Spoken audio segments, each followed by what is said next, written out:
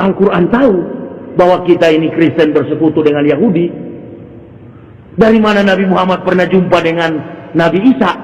Rentang waktunya 600 tahun. Dari mana Nabi Muhammad jumpa dengan Musa? Rentangnya waktunya 4076 tahun. Kok bisanya dia tahu? Kalau disodorkan pertanyaan ini kepada pendeta, pendeta tidak bisa menjawab. Makanya saya katakan saya masuk Islam bukan gila. Yang paling pas, saya baru sembuh dari gila. Nah, memang begini orang dari sembuh cara bicaranya. Bahagia sekali saya, tenang jiwa saya. Kenapa? Bukan main. Bagaimana saya diancam oleh teman-teman pendeta. Yahya, apa? Kamu bayangkan, kamu itu bukan pendeta di jemaat. Kamu kalau masuk Islam, pasti kamu tidak mendapat gaji lagi. Maaf, saya mau kasih tahu ya. Gaji seorang pendeta itu berdasarkan jumlah jemaat. Kalau jemaat 100 kepala keluarga, rata-rata gajinya 1 juta, maka pemasukan pendeta tiap bulan 10 juta. Karena jemaat harus membayar kepada pendeta yang disebut 1/10 dari hasil kerja. Nah, makanya saya tahu kalau saya ke masjid, yang paling kecil, kurus, pasti Pak Imam itu. Karena nggak digaji. Tapi masuk ke gereja yang paling besar, perutnya paling gendut, handphonenya paling mahal, sudah pasti dialah pendeta. Nah itu. Jadi memang digaji. Tahu dia, tahu tentang Nabi Muhammad, dia tahu. Tapi untuk dia masuk Islam, dia tidak berani. Berpikir 1000 kali. Saya pun begitu. Tahun 98, saya sudah mau masuk Islam. Tapi istri saya mulai bisik-bisik. Namanya ibu-ibu, pikirannya itu uang melulu. Dia bilang sama saya begini, pikir-pikir dulu Pak.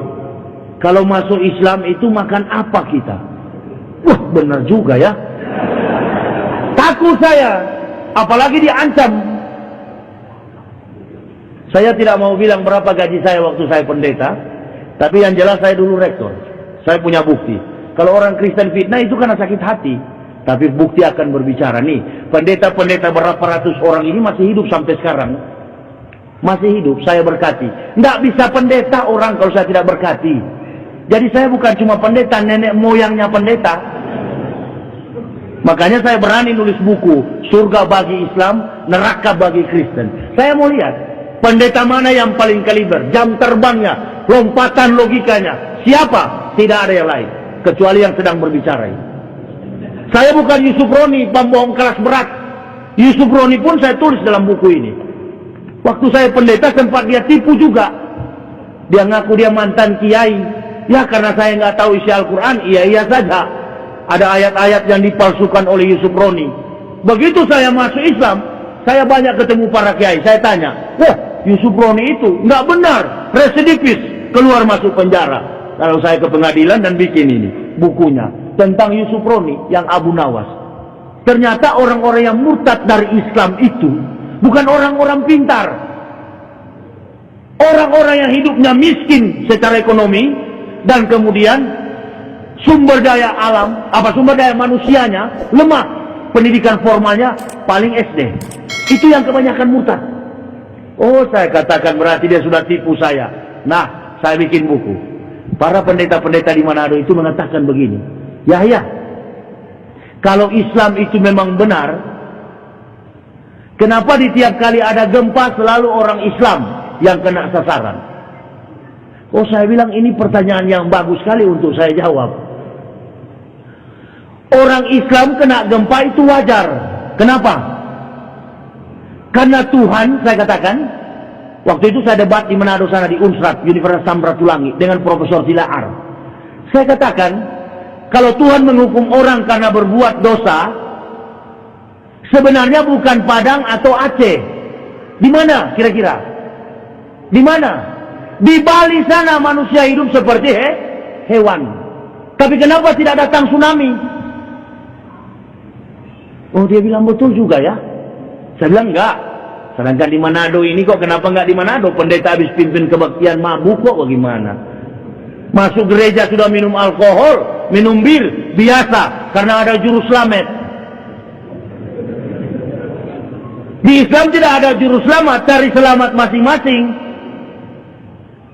Nah, lalu ini pendeta, dia jawab, dia katakan sama saya, kok bisa begitu? Iya. Islam itu, orang Islam itu paling rawan sekali. Kalau dia sudah beragama Islam, lalu dia mencoba untuk tidak benar dengan Islam, ada bukti kok. Nggak usah kita saling tuduh. Satu, hidupnya melarat miskin. Yang kedua, di dalam segala bentuk realita kehidupan, sulit keluar daripada kesulitan-kesulitan hidup. Yang ketiga, penyakit berat datang. Yang keempat, dipermalukan oleh Allah, seperti pejabat-pejabat itu. Nah itu, jadi kita tidak terlalu banyak teori, lihat di bukti aja. Ini Muslim KTP yang mana? Itu yang sudah sana, yang pemulung-pemulung sampah. Sebenarnya tidak ada orang beriman itu miskin.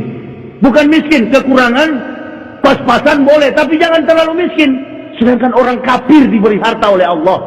Saya masuk Islam 4 bulan, sempat jual plastik begini di Jakarta Utara, Kampung Beting. Coba tanya, yang tolong saya hanya Ketua Majelis Ulama Indonesia, Bapak Kiai Haji Katamas.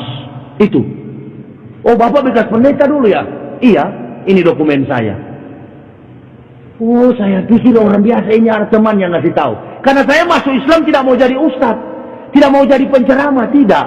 Saya masuk Islam sudah biar mati. Sudah selamat saya. Yang penting sudah masuk Islam. Apalagi ketemu Amin Rais, apalagi ketemu Pak Maftub Basuni, Dirjen Bimas Islam, itu orang-orang yang pernah saya tantang mereka ketika akan mendirikan Universitas Al-Amin yang ada di Sorong. Dan saya bikin gerakan jangan terima. Nah makanya kalau saya baca sejarah tentang Nabi Muhammad,